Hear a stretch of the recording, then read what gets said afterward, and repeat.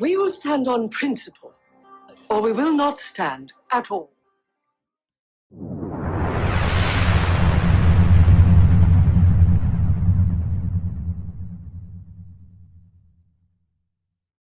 Hi everybody, this is Thierry Ruiz, your host, and this is another episode of Principal Discord. This time we are with Daniel Haudenschild. Daniel, thank you for being here. Thank you for having me. So we're gonna go straight dive in. Tell us a little bit more about the activities around the CryptoValley. You're the president of the CryptoValley. What do you see coming for this year, 2021, as the three main topics that are going to further develop this year? Yeah, so we have successfully as a CryptoValley weathered the storm that started off with the crypto winter and then took us through, it's hard to remember, but 12 months ago the Bitcoin price was about 3,000 francs. Everybody was suffering. A lot of the venture capital funds dried up. People's attention started pointing elsewhere. And there was this massive impact, and also COVID-19. So that kind of was the flu that came with the winter, and all of what our industry feeds off of, the face-to-face events, just had to go digital. So we managed to make that transition to a fully digital organization, and I think to keep Switzerland in the focus and provide thought-leading discourse around some of the most pertinent topics in crypto. And I think that's super important because it's moving incredibly fast. Just last fall, DeFi exploded, and then after DeFi, you moved into now this NFT craze, and the DeFi hasn't even stopped moving yet. It's still developing, but now everybody's focusing on NFT, and I think that this is very normal. And then you have the Bitcoin run, and now we're at 50K plus, and and everybody's attention has now gone back to crypto. So what that means is kind of launching into next year, you're really going to see people take all the use cases that we've discussed from the very beginning of time that would be really cool to do, and they start making much more sense now that you can tell it's not just a fad, and you're going to be, things are happening. So what does that mean? In short, it means the asset that blockchain will do for assets, what the internet did for information. And we see starts of that now with the tokenization of precious metals, obviously, but also now art and digital IP and moments in time, which is really cool. Yeah, you're right. It's like you have the crypto winter, and then you catch the flu, but then you come out stronger and you try to immunize yourself, I would say. I don't know. But it's true that the volatility of the market at the beginning also reflected the interest, and then therefore, there was still a question mark on, is this a FUD? Is this going to last for long? A lot of the pioneers of the crypto, like yourself, and I was looking at crypto since 2012, and in 2012 I didn't believe in it, clearly not. But I think there were people who put their money where their minds were, and their effort as well, who started to build on the ecosystem because they knew that in 10 years' time, the biggest companies will be somewhat involved in blockchain, just like today the top 10 biggest companies are involved in the internet. So do you think this is a rational thing to do? Because a lot of people look at that when they're just coming into this. They're coming into this and they say, well, it seems like very speculative. What would you say to that? So I think that there's this effect called the Dunning-Kruger effect, and it has to do with how much you underestimate the complexity of something if you know nothing about it. And it really applies to technology often. You think something seems relatively simple, and then it's actually much more harder than you thought. And I think that keeping up to speed with the speed of change that's happening now is overwhelming. I just remember being in the DeFi space and Curve Financial's yield farming, as you just saw it go from something that was doing 30, 40 million of assets to billions under assets. The Curve is one of those nice parabolic ones. and then the speed with which things changed. Now, whenever you have speed that quickly, then normal things fall away. Due diligence, due prudence, and people started expecting to get returns very, very quickly. I think that it still kind of holds true.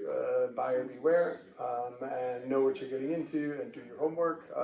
And that goes for any investment. And if it seems too good to be true, then it probably is.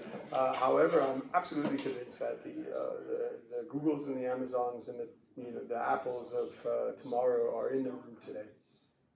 In this room today, I would say. Well, we're the only ones here, so no. I think that they're present. You know who they are. They're out there, and I think that what you'll see is consolidation of the industry. So for sure, people like us and you, and especially, will have a part to play in this. Right? You're still so young and. It's the future generations that are going to profit from what we're building now, right? Yeah. So, but you're right. I mean.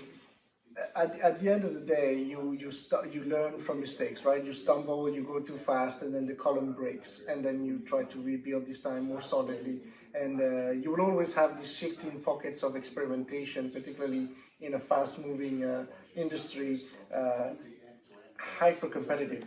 But where I am confident in is that precisely there is so many problems, but that there is also so many brains put into those problems to fix them. And we're talking about, everything to do with compliance, or, the Wild West type of things that are institutionalizing, just as much as the technology itself being, the frictions that you can see from proof of stake, proof of work, scalability.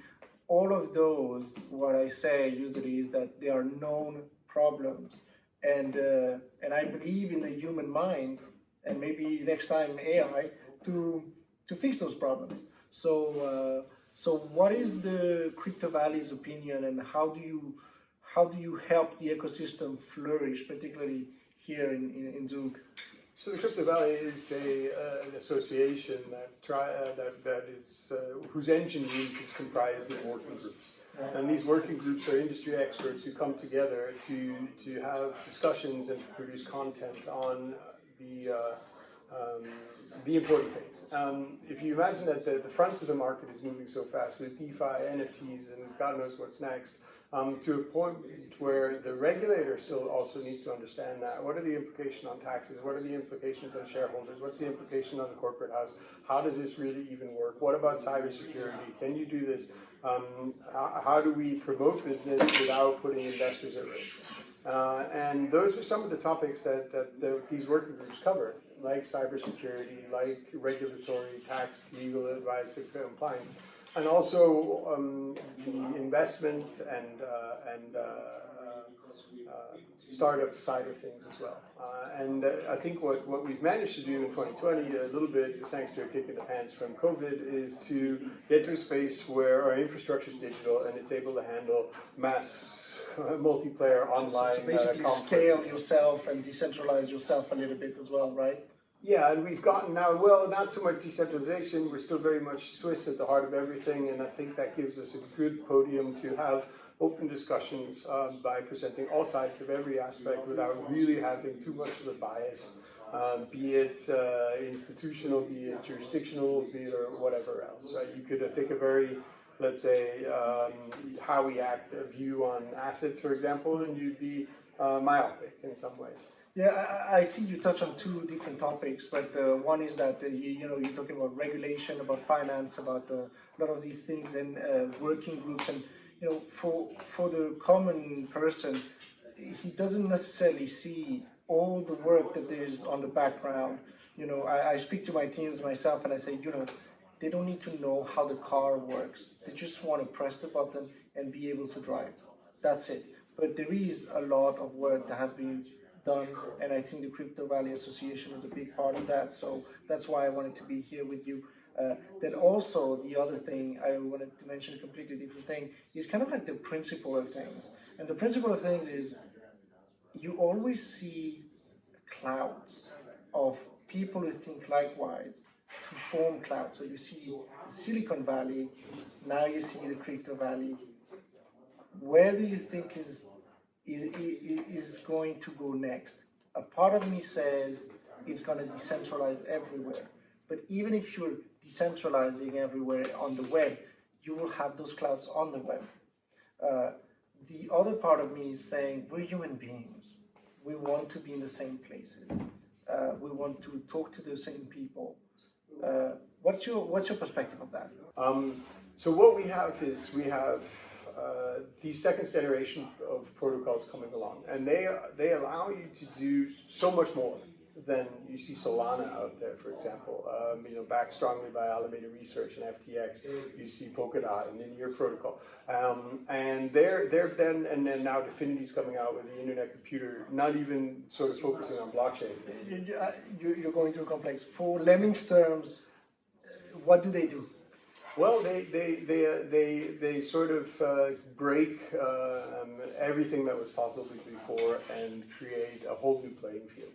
And that's extremely exciting, and I think that learning has just started. Just like people who have never had to, have always had a mobile phone, have passed a whole generation of what a fax machine is, or all this other stuff.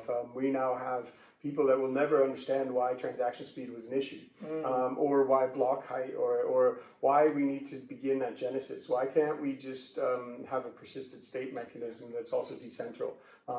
Does it have to have a trace back to Genesis? And that just kind of changes everything. Now, again, that's probably from a thing, but I think that's going to enable a whole different type of learning and different type of ecosystem, and that's going to be global. So that's where the movements are going to be. And just like you said, you do one thing and it falls apart, and then the remnants of that, all that learning. If you're in the industry right now, you're still learning with all of that, right? And you're still one of the very, very, very few people that have that, have those scars on your back to say, I was there, I understand, I'll never make that mistake. And because of that, you'll know it deeper. And the more people start to onboard now because of Bitcoin all-time high and all the other nice things, they start at the beginning of that learning curve where you're already looking and say, and you can understand where the new things are coming from because you knew why they were an issue the last time. So that gives you a depth of field that many people don't have if you're in the crypto now. But the curve is still just beginning of what's possible. No, one of the reasons this podcast is called Principle Discord is because I'm a big fan of Ray Dalio, and I like to think things through on principle terms. And I think what you said is right and wrong at the same time. Let me. There's a principle behind that. Yeah. Okay. Like many other things, right? Yes, it's true that sometimes we're learning from the mistakes as we go through, and this is still nascent. So I would invite people who are watching this to realize that this is the future and we're still at the beginning. The other thing is that for the people precisely who are out there, they also need to realize that even though we're learning from mistakes as we make them, there's a lot of mistakes that were done before in some other industries where there's wisdom, pockets of wisdoms there. And they could integrate that wisdom into this blockchain. And I'm talking about markets specifically. All of the malpractices from stock markets in terms of pump and dump, in terms of price manipulations, in terms of all of those things, they were attempted to be solved, and still today on the secondary market. And then we are seeing those things time and time again. So what I mean is, bottom line, yes, we learn from mistakes, but then also sometimes we just do the same mistakes over and over again. So it's kind of in this industry we're going through the mistakes. If we look at the past, it's just another one of those. It's just that we migrated to another system. But what's important is that we're migrated into another system. So my encouragement to the people is usually like, whatever you're doing, just consider that there's a new tool, and that new tool can be applied to your job, because the job market is a big issue and it has to be transformed. And the only way you can transform is by learning. And I think this is also why I'm producing those podcasts, talking to the people. You are already there, and there's always people who are the first the first people who experiment, right? Before it goes mainstream. So I want to give access to the broader scale of the people, of the minds of the people who are already moving forward, trying to put it in the most simplistic terms. So my next question is, to finalize this, is could you give us 2 or 3 principles that you use in life and work? Yeah, I think that one thing is that you have to be able to not be afraid of failure. I mean, it sounds like a cliche one, but it really means that you have to learn how to get kicked in the teeth and keep smiling. Right? And because what you often find is that if in the corporate world, or certainly the corporate world that I started my career in, it was you spend a week or 2 or 3 trying to position internally just one little idea to make one little improvement, and then somebody somewhere, for reasons you'll never understand, rejects it, and then you're going back to your cubbyhole and thinking of the next thing. And as you rightly say, we moved to this new shift, and we're repeating some of the mistakes from before. But the amount of people that are in control of that learning is exponentially growing, because of blockchain and because of decentralization. So we used to be a few elite that could rig the LIBOR rate because there was only 3 or 4 people. In this case, you have a global movement, and the collective learning is much, much stronger. So what you have to get used to is pitching an idea and smiling as it's torn to shreds, because knowing that through that process, it gets super better, and it actually turns into something people really want. And that's very difficult to do, and still believe in your own ideas, because if you always get kicked in the teeth whenever, and then it ends to change something, then that's a difficult journey, but it's a very, very necessary one. So one of the principles I have is just, be open to all kinds of suggestions, all kinds of feedback, be open to having your IP influenced by many, many things that are in your surroundings and that are your expert community. And that's for me how I think it really good. Yeah, it makes me think of the laws of nature that say that, if you're moving, that means that you are alive, and if you don't move, that means you're not alive. And so what I'm getting from you is basically experiment, and as you experiment, you will always get inputs, and so you become agile in your process of going through things. I think that's a pretty valid principle. Daniel, I think we're reaching the end of it. I appreciate you being here and sharing with us, and I hope to see you again sometime in the future. Thank you very much. It's been a pleasure, and it's been a really great discussion. So again, like and share, people. If you like this and want to support us, don't hesitate to subscribe, touch on the bell, and also we are now on Spotify, so I will put the links below of everywhere where you can find us, and subscribe, share, and encourage us to produce more content. Namaste, and we'll see you soon. We will stand on principle, or we will not stand at all.